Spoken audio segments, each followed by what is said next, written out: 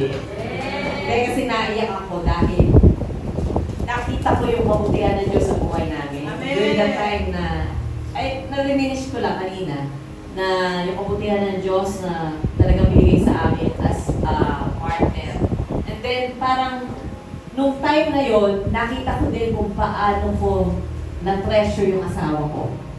Kasi doon sa ups and downs na nangyari sa buhay namin, talagang instead na bumigay kami, mas lalo kami pinatatag. At sabi ko nga sa kanya kanina, salamat hanggang ngayon inaalagaan mo ako. At nakita ko yun instead na parang, di ba sabi daw nila, pag medyo mas lalong tumatanda na pagsasama, mas parang nalelesan yung love. Pero itong nakita ko nito, habang may nasa pag sa buhay, mas lalo mo napipil yung love ng asawa ko. Kasi bakit niya nagagawa yun? Grasya ng Lord. Kasi pag-ibig ng Panginoon na nakikita ko sa kanya. Kaya salamat at salamat din sa inyo kasi pinaligayan niyo na naman kami ngayong araw na to. Actually, akala ko tapos So, yun lang. Thank you very much.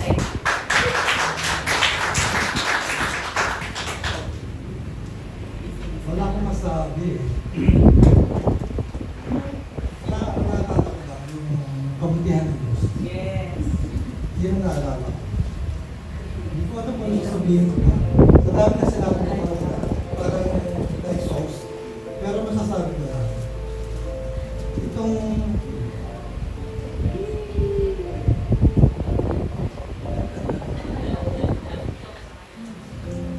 kung bakit ako naging ganito, because of it.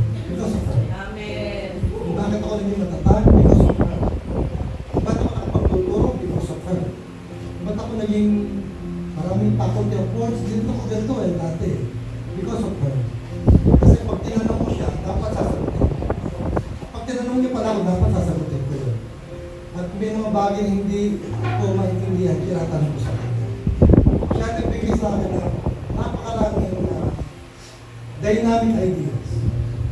Na-challenge ako, na-inspire ako, na-motivate ako na kaya natin.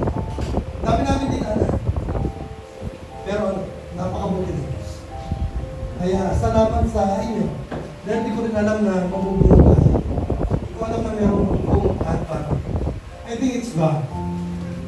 God lead us. Nang makasama ko kayo, unang-una sila, mag-Charlene, Nona, and the other group, Manny, na mga nandito nagpunta, nakasama-sama na tayo. Magpapasalamat ako doon sa mga taong sabi nila na susuporta kami kay Pastor. Thank you for the courage. Na-inspire kami, na-motivate kami na palagay tayo itong home of God. Our second family, our second home. Kung sa mga nakakaalam ng mga pangyayari, salamat sa inyo. Kung hindi siguro sa inyo, unang Panginoon, pangalawa sa inyo, baka hindi ko rin magawa yung pinapagawa ko. Salamat sa mga inspirasyon nyo. Ang naging dahilan para kami tumatay. Pag kami nakihina, naalala namin kayo.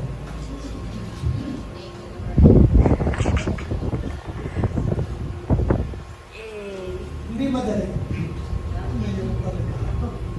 Hindi madali yung mga dinahanan. I think it's, sabi nga ng Bible, Colossians, and fill up in my flesh what is lacking in Christ's affliction for the sake of the body, for the sake of the church.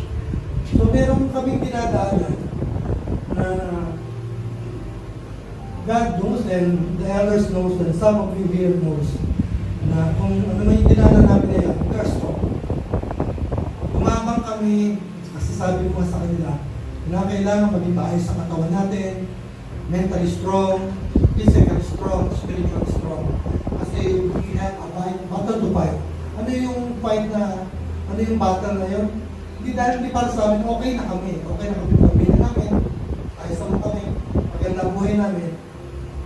But we want to fight for you. Yes. And we will fight for you. Gusto kong i-elevate that's our mission as a whole. We want to elevate, gusto namin paangatin ang buhay. Nanggaling kami sa mahirap. Diba, hirap, maraming mga ibig sabihin ng hirap. Nanggaling kami ron whatever the meaning of it sa inyong life, nanggaling kami dyan.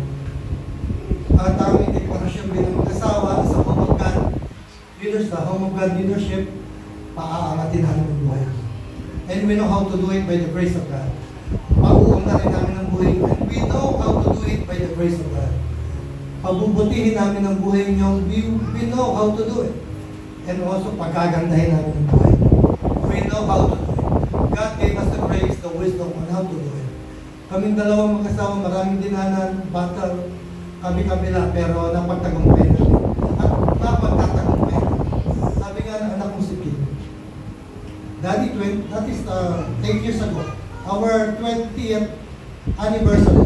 O Daddy, platinum na kayo. Alam mo na Daddy, yung platinum, I did search the platinum, pinakamatigas na bakal yan. So matigas at matibay kayong bakal Daddy. So I just want to honor my son na nandito pa. And yung aking apo, si Camille na nandito pa. It's really God. So ano man yung mga dinanan namin pagsubok sa buhay, still we are strong.